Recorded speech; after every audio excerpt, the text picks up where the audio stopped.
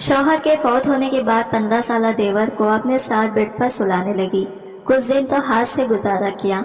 एक दिन देवर को रात को ऐसे सोते देखा तो आंखें फटी की फटी रह गई, क्योंकि मेरे देवर का इतना बड़ा जवान लड़कियां जरूर सुने।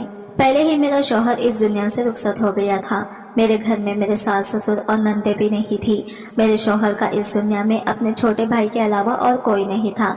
महक की उम्र सिर्फ 15 साल ही थी। वो मुझसे छोटा था। जिंदगी में मैंने कभी इसे छोटे भाई से ज्यादा कुछ नहीं समझा था। मेरा देवर 15 साल का था। मैंने इसे हमेशा बच्चे की तरह ही समझा था। जब मेरी शादी हुई थी तो वो मेरी शादी वाले दिन बहुत खुश था। कहता था कि मुझे नई माँ मिल गई है। लेकिन मेरी माँ मुझे यही समझाती रहती थी, बेटा तुम्हारा देवर तुम्हारा महरम नहीं है, इससे फासले पर रहना। थोड़े अरसे के बाद वो बड़ा हो जाएगा, फिर इसका और तुम्हारा पर्दा लाजिम होगा। इसलिए अभी से इसे आदत डालो कि वो तुम्हारे कमरे में बिला रोक टोक ना आया करें। मैंने बहुत बार देखा है कि तुम्हारा देवर बिला वजह मुंह उठाए तुम्हारे कमरे में आ जाता है।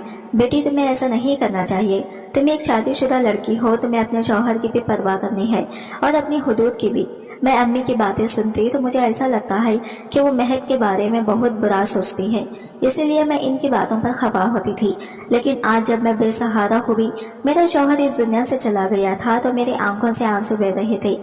मैं सोच भी नहीं सकती थी कि वो मुझे अपने 15 साला भाई के सहारे पर छोड़कर इस दुनिया से रुखसत हो जाएगा।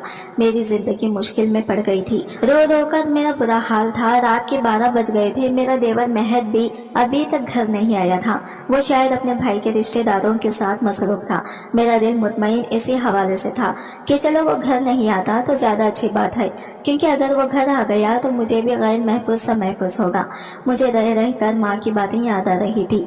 लेकिन अचानक किसी लम्हे घर के दरवाजे पर दस्तक हुई। मेरा दिल उछलकर हलक में आ गया। मैंने सोचा कि पता नहीं कौन होगा, मगर बाहर से महक की आवाज आई, भाभी दरवाजा खोलें, मैं हूँ। मैंने डरते डरते ही दरवाजा खोला था। आज तो मुझे यह घर जंगल जैसा मालूम हो रहा था और महक मुझे छोटा सा भेड़िया लग रहा था। पता नहीं क्यों मैं इसके बारे में इतना मनफी सोचने लगी थी। भाभी आपने खाना खाया? इसने मुझसे मासूमियत से पूछा था। नजरें झुकी हुई थी और साथ ही हाथ में एक थैली रखी हुई थी। थैली में चावल थे। इसने एक प्लेट में चावल डाले और मेरे सामने लाकर रख दिए। भाभी मुझे खाना बनाना नहीं आता, मैं आपके लिए बाहर से लेकर आया हूँ, आप खा लें, वरना यूं ही भूखी मर जाएंगी। मैं अपने भाई के बाद अपनी माँ को नहीं खोना चाहता। महक की आंखों में भी आंसू थे। कहने को तो वो मुझे माँ ही कह रहा था, मगर फिर भी माँ की बातें मेरे जहन से निकल नहीं रही थी। भाभी आपको फिक्र करने की कोई जरूरत नहीं है, मैं आपका सहारा बनूंगा, आप इस घर से भी मत जाएगा। वो बड़ी जज्बाती बातें कर रहा था, मगर मेरे जहन में बहुत सारे अंदेशे मटक रहे थे। फिर इसने एक अजीब बात बोली, भाभी आप इस कमरे में सो जाएं, दूसरा कमरा तो छत के करीब है। मुझे पता नहीं क्यों ऐसा लगता है कि आपको छत वाले कमरे के साथ नहीं होना चाहिए। और अब तो सब लोगों को पता है कि हमारे घर में फौतगी हो गई है, तो कोई भी बुरी नीयत से हमारे घर आ सकता है। मैं हैरान थी कि महद इतनी छोटी उम्र में ऐसी बातें क्यों कर रहा है। क्या इसे किसी ने कुछ कहा है? मगर फिलहाल जो बात इसने की थी मुझे ठीक ही लगी। मैं इसके कमरे में चली गई। महद का कमरा दूसरी तरफ था, जबकि मैं और मेरा शौहर छत के करीब वाले कमरे में रहते थे। मुझे बहुत अजीब लग रहा था। आज पहली बार मैं अपने कमरे के अलावा कहीं और आई थी, मगर जो कुछ मैंने अपने देवर के कमरे में देखा, मेरी तो आंखें फटी की फटी रह गई थी।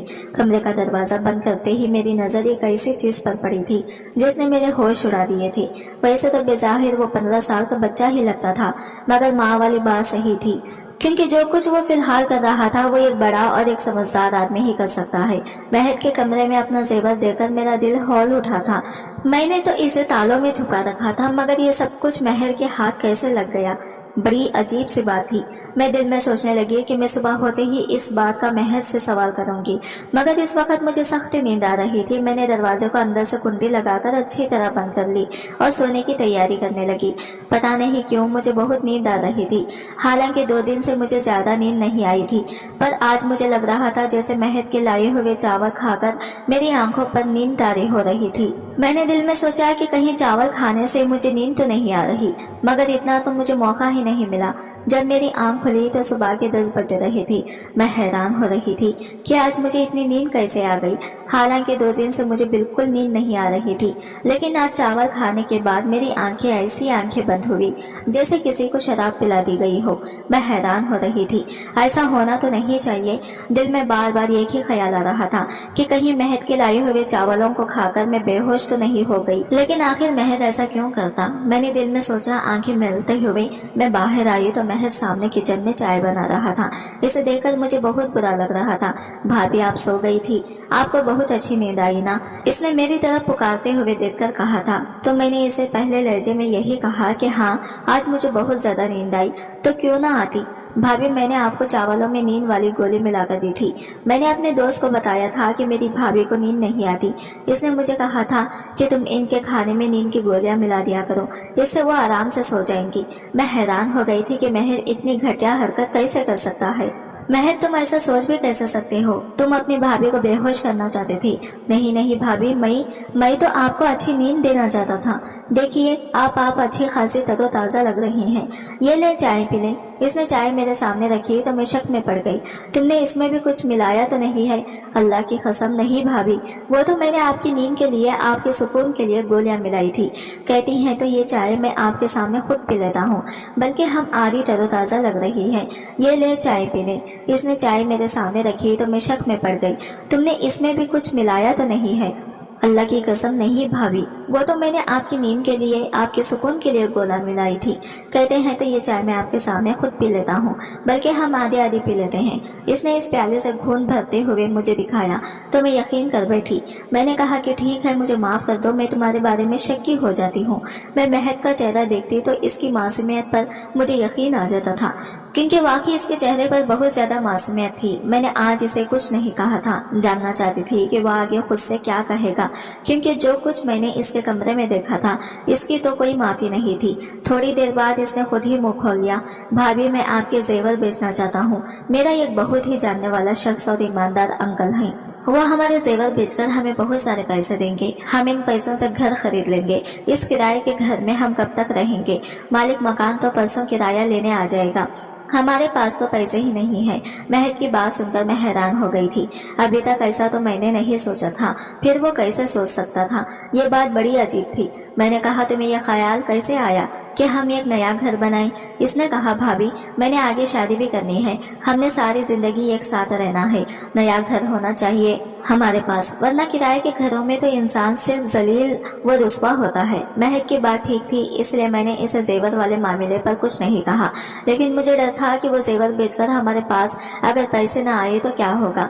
मैं एक बेवा औरत थी। मेरा देवर 15 साल का था, तो ऐसे में कोई भी हमें आराम से आसानी धोखा दे सकता था। मैंने सोचा कि इस बारे में किसी से मशवरा कर लूं या अपने मायके वालों से कहती हूँ, वो मेरी मदद जरूर करेंगे। महक तो छोटा बच्चा था, जिसकी इस बात पर मुझे अभी तक गुस्सा था कि इसने मेरे कमरे से आके ताले तोड़कर वो जेवर निकाला कैसे, जबकि ताले टूटे हुए भी नहीं थे। जबकि इस जेवर के बारे में मैंने महक को बताया भी नहीं था। मुझे अब महक की बातों पर गुस्सा भी आ रहा था, लेकिन वो जो भी करता है, आखिर में इसकी ऐसी वजाहत देता कि मैं मुतमईन हो जाती। मैंने अपने घर वालों से कहा कि मुझे ये जेवर बेचकर घर लेना है। उन्होंने मुझसे कहा कि नहीं, घर लेने की जरूरत नहीं है, तुम बेवा हो चुकी हो, अब तुम्हें हमारे घर आना होगा। मगर मैं इनके घर नहीं जा सकती थी। मैं जानती थी कि मेरे भाई अपनी बीवियों के गुलाम हैं। वो अपनी बेवा बहन को कभी भी सहारा नहीं देंगे। जिंदगी भर इंसान इनके सहारे तो नहीं रह सकता। अभी अच्छा मौका था, मैं अपना जेवर बेचकर एक घर खरीद सकती थी। मेरे शौहर ने अपनी जिंदगी में मेरे लिए काफी सारा जेवर बनाया था, मगर अपने भाइयों की नीयत देखकर मैंने वो जेवर देने का इरादा रुक कर दिया। अब मैं महक के सहारे पर ही चल रही थी। मैंने कहा, महक, तुम सारे जेवर बेच दो। मैं अपने मैके वालों से इनके रवैयों से मायूस हो गई। महक ने अपने इन्हीं अंकल को वो जेवर जाकर दे दिया और 2 ही दिन के बाद हमें एक बहुत मुनासिब जगह पर घर ढूंढकर घर की चाबी और कागजात उन्होंने महक के हवाले कर दिए। मैं तो इस सारे अमल पर हैरान रह गई कि 2 दिन में इतनी जल्दी ये घर कैसे हमें मिल सकता है, जबकि लोगों को काफी ज्यादा काम भी करना पड़ता है। घर के कागजात बहुत सारी ऐसी चीजें होती हैं जिन पर इंसान को मेहनत करना पड़ती है, वक्त लगाना पड़ता है। मगर महक ने जब कागजात लाकर मेरे हाथ में रखे तो मैं हैरान रह गई थी। वो था तो 15 साल का, मगर इसकी सोच बड़ों वाली थी। फिर इसने एक अजीब सी बात कही। कहने लगा कि भाभी हम सारा घर साफ कर लेंगे तो आपसे जरूरी बात करती है। आज महक की आंखें तो अजीब सी लग रही थी। इसकी नजरों में कोई अजीब सी बेचैनी सी थी जिसे देखकर मैं समझ नहीं पा रही थी कि वो मुझसे क्या कहना चाहता है। इस वक्त मैं जल्दी में थी।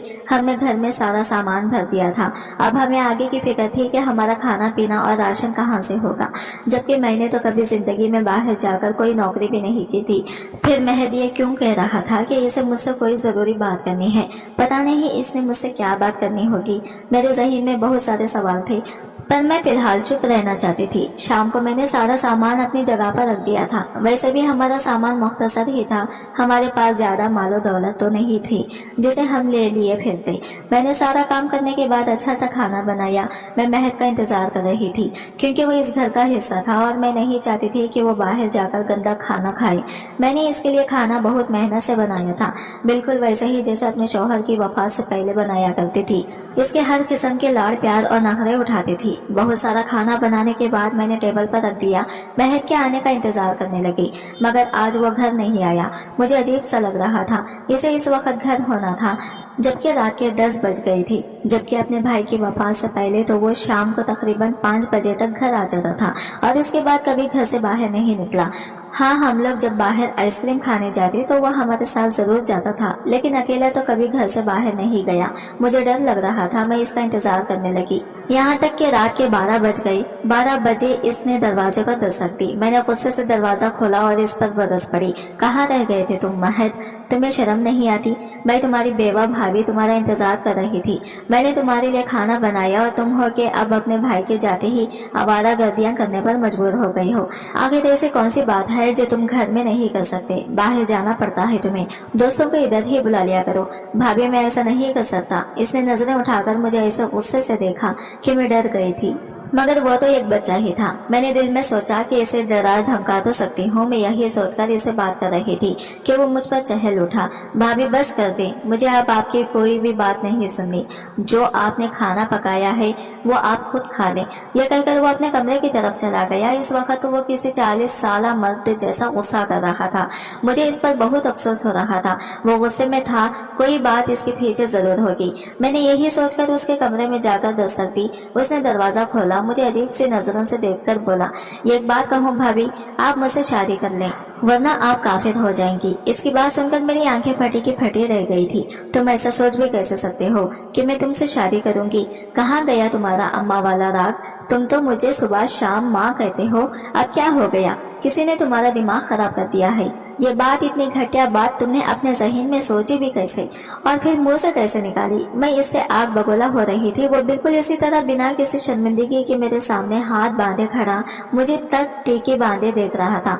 मुझे इसकी नजरों से डर लगने लगा था। मैं एकदम बोलते बोलते चुप हो गई। वहीं से वापस मुड़ी और अपने कमरे में आकर बैठ गई। मैंने कमरे का दरवाजा अच्छी तरह से बंद कर लिया था। मेरा दिल जोर जोर से धड़क रहा था। मैं सोच भी नहीं सकती थी कि महद ऐसा निकलेगा और इस किस्म की बातें मुझसे करेगा। मैंने तो इसे हमेशा अपने बच्चों की तरह समझा था। अगरचे अभी मेरी औलाद पैदा नहीं हुई थी, लेकिन फिर भी महद के बारे में मेरे शौहर ने भी मुझे यही कहा था कि तुमने हमेशा इसे अपनी औलाद की तरह समझकर पालना है। इसकी माँ नहीं है, आया नहीं है, अब तुम ही इसका सब कुछ हो। महक की इन बातों से मुझे बहुत तकलीफ हुई थी। मैंने सोचा था कि आज के बाद मैं महक से कोई बात नहीं करूंगी। खानालन ये घर मेरे नाम था। मैं इस घर में खुद अकेली भी रह सकती हूँ। अगर किसी को मेरे साथ रहना हुआ तो किसी को बुला लूंगी, पर महद ने दोबारा ऐसी हरकत की तो मैं इस घर से जरूर निकाल दूंगी। ये घर तो मेरे शौहर के पैसों का था और मेरे नाम पर था, लेकिन महद इसमें रहने का हक नहीं रखता था। अगर वो अपनी भाभी को इज्जत नहीं दे सकता जो इसे देनी चाहिए। मेरी खामोशी अब गुस्से में बदल गई थी। सुबह उठते ही मैंने महद के कमरे का दरवाजा जोर जोर से पीटना शुरू कर दिया। फिर मुझे एहसास हुआ कि इसके कमरे का दिया, फिर मुझे दरवाजा तो अंदर बंद नहीं था। मैंने जब बाहर से दरवाजा खोला तो आगे से कमरा खाली था। कमरे में कुछ भी नहीं था। महद कहाँ गया? मैं दिल में सोचने लगी।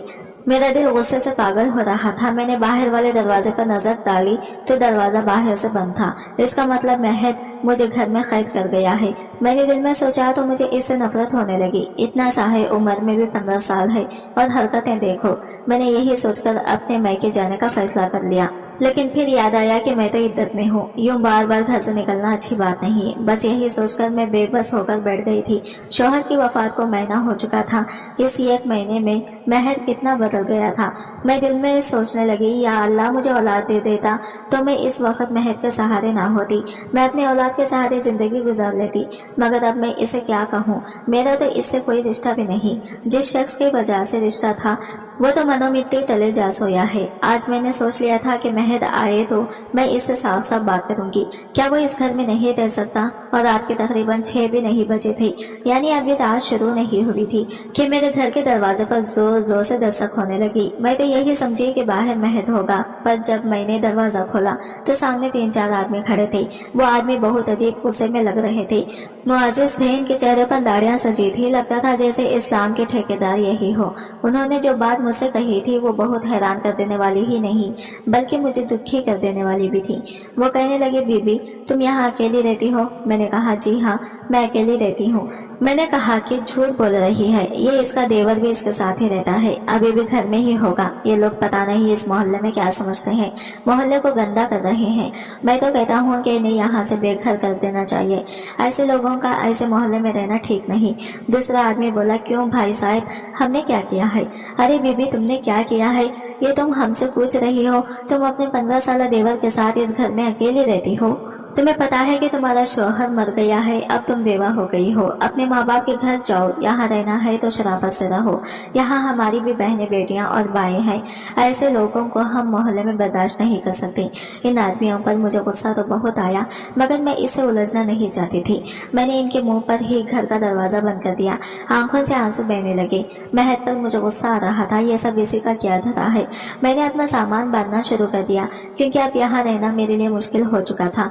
मैं जानती थी कि महर ने ये सारी बातें मेरे बारे में ऐसे फैलाई होगी कि जैसे मैं कोई बहुत गुनहगार औरत हूँ। सच कहते हैं कि दुनिया अकेली औरत को खा जाती है। अल्लाह पाक सबकी इज्जतों की हिफाजत फरमाए, आमीन। दोस्तों वीडियो कैसी लगी कमेंट करके जरूर बताइएगा। वीडियो को लाइक और चैनल को सब्सक्राइब जरूर करें। शुक्रिया, अल्लाह हाफिज।